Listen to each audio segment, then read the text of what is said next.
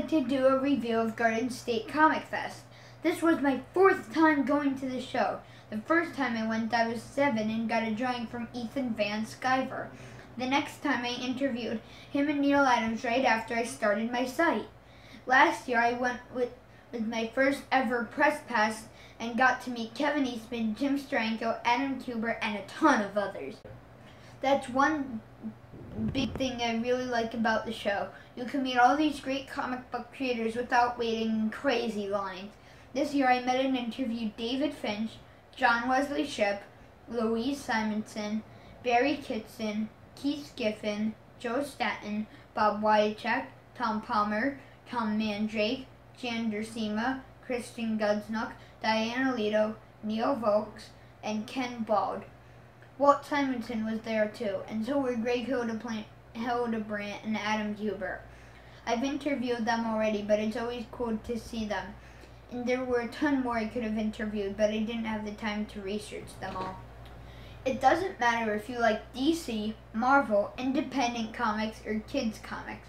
There are creators who do everything, and you can meet them, talk to them, see what they do, buy art or sketches, and even their comics. That's all totally cool. This year they had 3 actors, John Wesley Shipp, Dean Cain, and Lauren Lester. John Wesley Shipp was my favorite. He's on The Flash after all. He had a really cool panel about his career and being in both Flash TV shows. He also gave me his only interview that weekend, so stay tuned for that. They also have a ton of comics. I got some really neat old adventure and action comics. My dad got Looney Tunes number 5, the very first super animal comic book. They have everything from barking comics that cost less than $1 to art and comics that cost tens of thousands of dollars. Last year I got to hold an Action Comics number 1 at the Metropolis Comics booth. This year I got to look up close at David Finch's original art for when, spoiler alert, Batman asked Catwoman to marry him. So there's a lot of great comic dealers. Artists, and actors.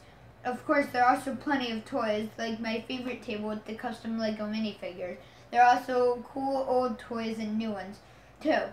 So you're not only surrounded by comics. The other part that's really cool is all the cosplayers. They have this one guy in this huge costume of Reinhardt from Overwatch. One of my favorites every year.